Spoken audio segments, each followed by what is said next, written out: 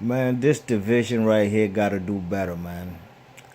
This division right here, the bantamweight division, gotta do better.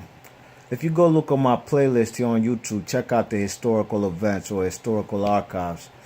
I'll be having a list of unification fights. You know what I mean? Whenever unification about to happen in any division, whether it was like super middleweight this year with James DeGale and Badu Jack, or heavyweight division with Klitschko versus AJ, or welterweight division when we had Keith Thurman versus Danny Garcia, or junior welterweight division when we had Undongo versus Bud for Terrence Crawford for undisputed. I usually make a video, you know what I'm saying, basically showing chronological order every single unification fight that ever happened in that particular division. So you already see the title. This is for the this is for the Bantamweight division. You know what I mean? And besides Etta Joe Fair, arguably the greatest bantamweight of all time, man, from Brazil, you know what I mean? Who went even up in weight and even captured a featherweight title. Besides Etta Joe Fair, and the bantamweight division has had great fighters, Johnny Tapia, of course Etta Joe Fair, Carlos Zarate, one of my personal favorites, Jeff Chandler, you know what I mean, from Philly. Check him out if y'all never seen Jeff Chandler fight, WBA champ. Lupe Pintor. What's the guy's name? Daniel Zaragoza. There's been great fighters. Gabi Canales, you know what I'm saying? Canizales. There's been numerous great fighters at this division. In more recent times, we've had Anselmo Moreno. I mentioned Johnny Tapia. Fernando Montiel.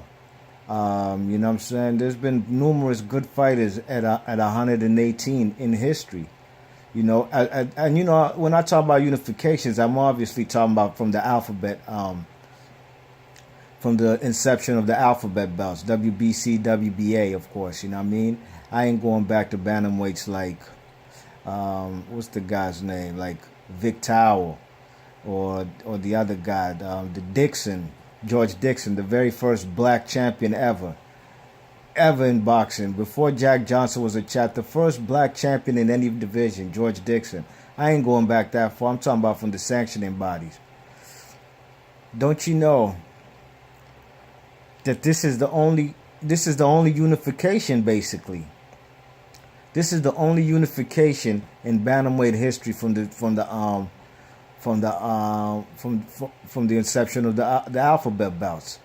Okay, Etta Joe Fair, he was the inaugural WBC and WBA champion. You know what I mean? I forgot the guy he fought. You check it. Really couldn't find no footage of that fight. But this right here is the only one, man. Hasegawa. I even forgot. Oh my gosh, look at that left hook. Hasegawa, the WBC champ. He's getting his ass beat by the WBO champ, Fernando Montiel. You know what I mean? Fernando Montiel, who'd he beat for this belt? It's not ringing a bell right now. I know he lost the belt, them unified belts, when he got this unification versus Nonito Donaire. You know what I mean? And what's his name? What you call it? Hasegawa. He was a champion. He lost his belts, of course. He fought somebody. It's not ringing a bell. Who I can't quite remember who he fought to gain that WBC belt. But Hasegawa was a long-time champion. That's one thing I do know. He was a long-time champion with that WBC belt. He was a champ from 2005. I believe this fight he had with Fernando Montiel was in 2010. So he had a 5-year reign at bantamweight as the WBC champ. And this is the only, on record, only unification we've ever had it in at bantamweight. You know what I mean? So this division got to do better, man. This division got to do better. You know what I'm saying? Because go look back, like I said, go check out my historical archives in my playlist and look at how many unifications have been in other divisions. You know what I mean? Even light heavyweight division. You know, you check it. There've been numerous unifications. But this right here is the only one. This is the only unification fight we've had since the inception of the alphabet belts. Hasagawa from Japan versus Fernando Montiel from Mexico. And Hasagawa just retired like last year. He won a super bantamweight strap, WBC. He beat that man Hugo Ruiz, guy from Mexico, and the man retired. He went off into the sunset, retired. That's a great way to retire, you know what I mean? But, you know, it's a damn shame that this is the only fight, you know, that I could actually show fellas right here, you know. Fernando Montiel versus Hasagawa 2010. Fernando Montiel wins via TKO, vicious stoppage, you know what I mean? 4th round TKO stoppage. And, you know, I wish I could, you know, Fernando Montiel was a good fighter, man, you know. Guys fought like Johnny Gonzalez. He fought Mark Too Sharp Johnson. Too Sharp Johnson beat him, you know what I mean?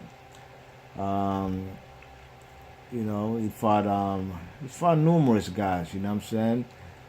But this was Fernando Montiel in his prime. And like I said, man, this division right here, I hope there could be more unifications, man, because to only have one unification since the 60s till today, 2017. And this is in light of the unification we about to have between Ryan Burnett and Xander Zakianov, you know what I mean?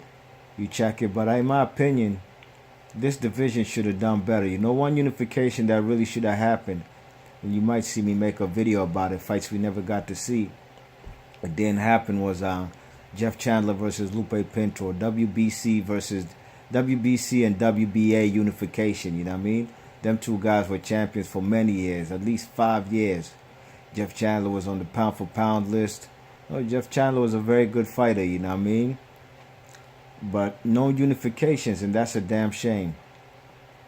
So Ryan Burnett and Zakianov, I congratulate them, fellas. Big ups to them if you checked out my prediction video earlier. You know, them two guys in their first title defenses, they unifying belts, you know what I mean? You know, this right here, that right there shows that them two guys want to be the best, you know what I mean? They want to be the best. And I'd love to see more unifications in this bantamweight strap. And speaking of bantamweight, man, what's the WBC about to do with this Luis Nery drug cheat, man? They need to strip that man, give Yamanaka back his belt, and then do a rematch. Matter of fact, no, Nery can fall back. How you gonna get a rematch after cheating? Well, the WBC, I think they being lenient on the guy Luis Nery because he's Mexican, you know, because they ain't let the man Luis Ortiz off the hook, you know what I mean? But they letting Nery off the hook. You check it, and I think that's wrong, man. Because, you know, I like Yamanaka. And I gave the Nery character big props for the way he beat Yamanaka.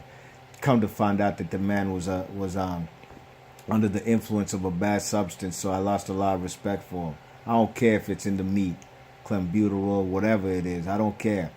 You know what I'm saying? And the WBC, you guys need to step on Luis Nery's neck and make that man vacate, man. Vacate that belt and give it back to Yamanaka. So this is it right here, man. This is it right here, baby. B Marsh Boxing, leave your thoughts and comments. I'm sorry this couldn't be a better video as far as showing you numerous unification fights, like how I'd show you in the 140 division. I'd show you Bud versus Ndongo, Bud versus Postal, or even Kostya Tszyu versus Zab Judah. Or, you know, just numerous unifications, you know what I mean? But this right here is the only one at bantamweight. Damn shame. Fernando Montiel versus Hasagawa. I'm not quite remembering his first name. It's just escaping my mind right now. But, you know, these two guys were good champions, you know what I mean? Very good champions, good fighters. I respected both of them. Japan versus Mexico. B Marsh Boxer, leave your thoughts and comments. I'm gone. Peace.